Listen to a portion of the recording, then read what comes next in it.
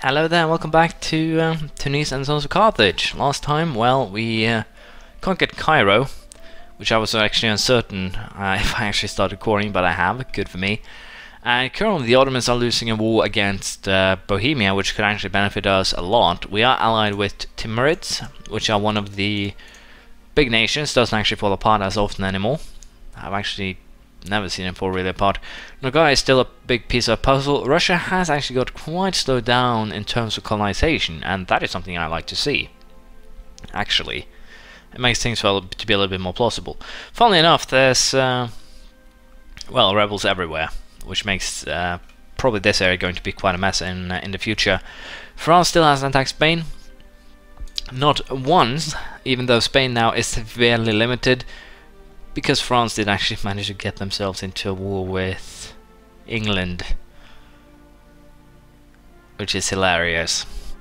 Anyway, Venice, in terms of alliance, it's close, but we're not that close. So we'll have to see if I can actually do some tricks here to bring up the relations and trust and whatnot.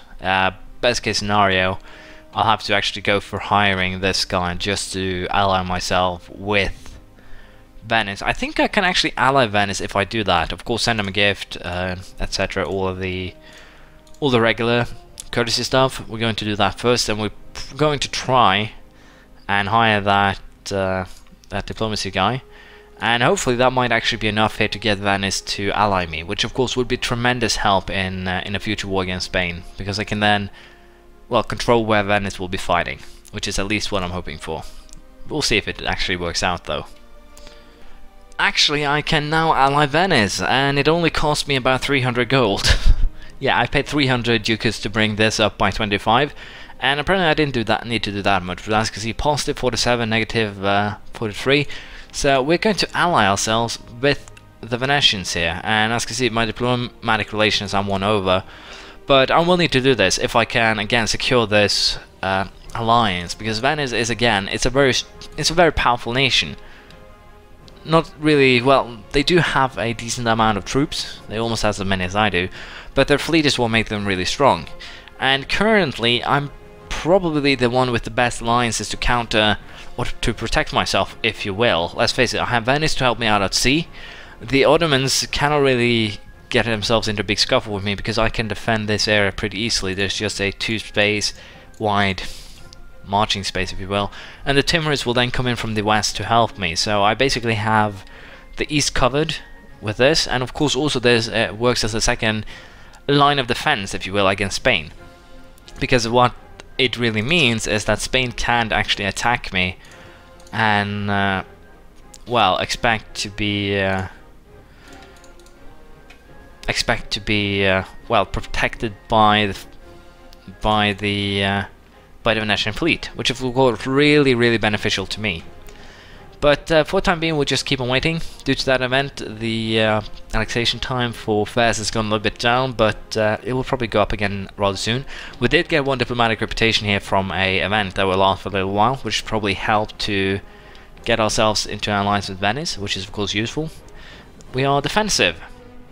So as you can see here, we have a defensive alliance, which means that I will most likely need to be attacked in order for me to drag them in. Which basically just means now that I decide when I want them to break their alliance with Spain, which will probably be soon. Anyways, for the time being, there's not much to do, so we'll sit by peacefully and see what happens here. Military attack 14 has been reached, it's nail. With that, we get combat width increased by 2, infantry fire by 0.5. We can now use mostly musketeer cavalry, and we can build the Tenail. Spain's tech is also 14, so we're basically just catching up here. I think we need to actually end this pretty rapidly here, otherwise the Spanish will get quite the advantage over us.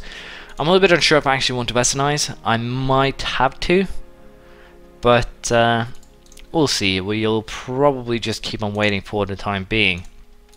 Now, if I were to attack Genoa here, just for the sake of the argument, I have to fight Portugal, since they are the Defender of the Faith, Savoy and the Pope. Bohemia will not be joining due to the fact they do not like Genoa, which is hilarious, and they are in debt, they are war exhausted, they have problems with occupation apparently, Wow, Brittany and the Saxon Patriots. That's hilarious. But anyways, we're going to again just leave things as they are. There's still 4 more years until we get into a position where we can potentially declare war on Spain here.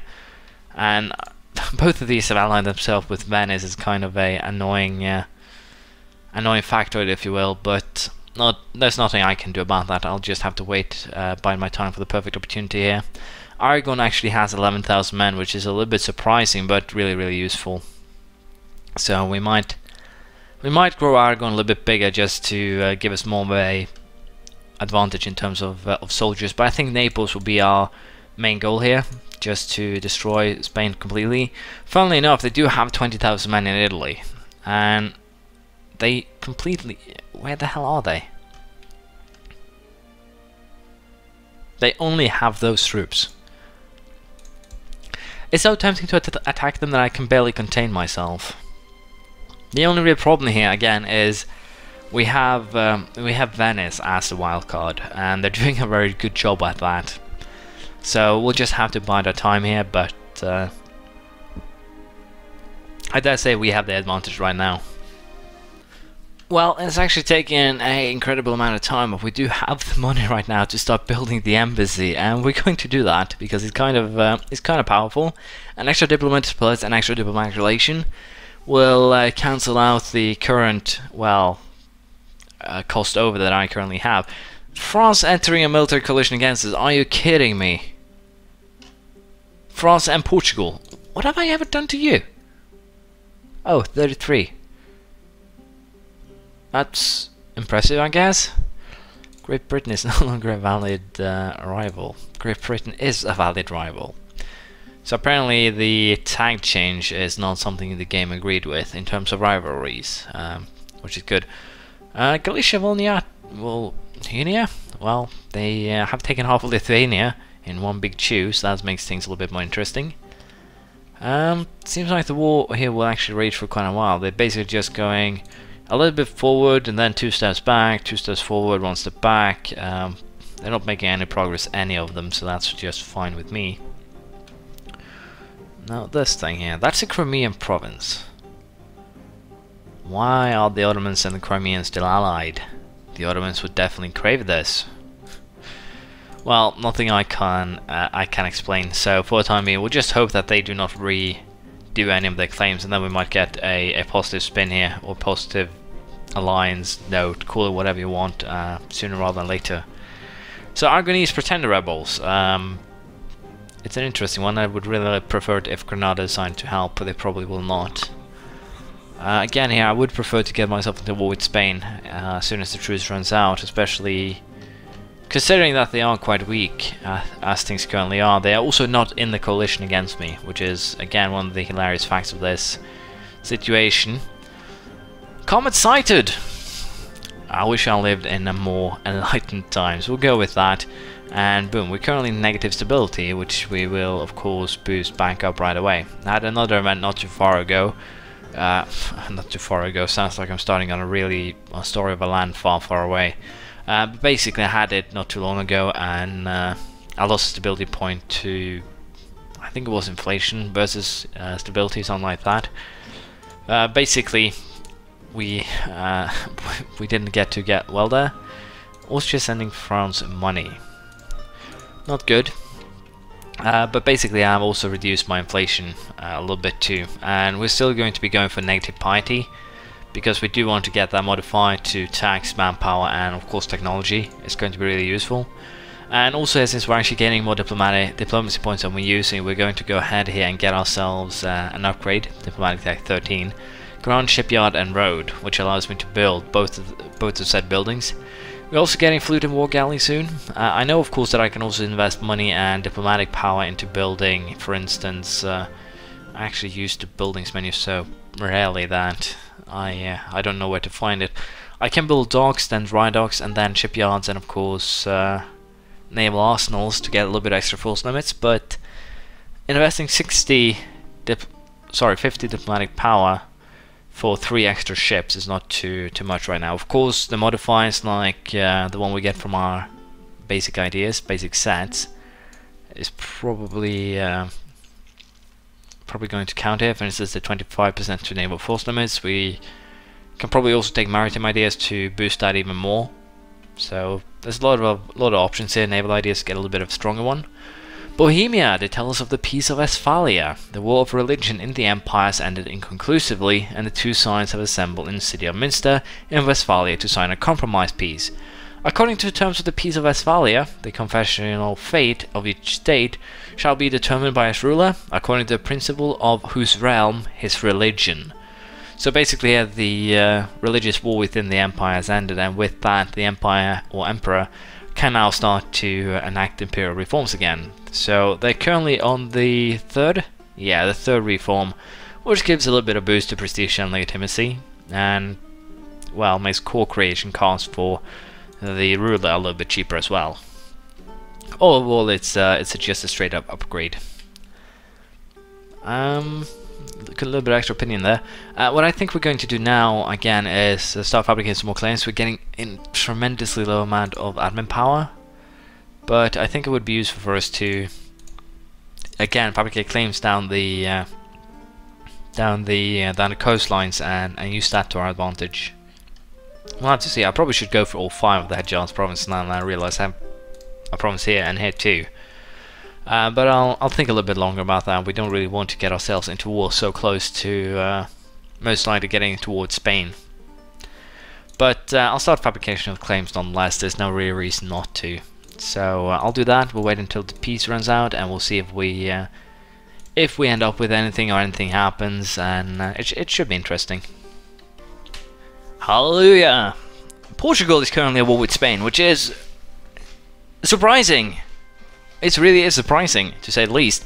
But of course, this also means that Venice currently is going to war against against Portugal. But the Spanish army is still stuck over here, or at least most of it was. They still only have 20 or so thousand troops. I have no idea if they actually updated it now. Spain has 24. 8 of them currently stationed here. Portugal, on the other side, has 53, which is even more surprising considering we're talking about Portugal. They are the tiniest nation in the tiniest place. And they're currently at war with Sweden, Spain, and Tlemcen. But it's an interesting one. They also have 3 colonial nations: Mexico, Brazil, and Caribas. So they basically have 3 of the most powerful colonial nations in the New World, which makes them scary, and it's probably a reason why they have as much power as they do. But let's face it, the fact that Aragon is currently being crushed, I think I might actually have to send the navy just to help them out a little bit. I'll send them one influx of troops. But anyways, what this probably means for us is that if Spain loses this or gets, we don't really have to worry about the term fleet anymore in this war. Let's just be honest about that. I can actually afford to get involved here and not use my fleet to wow.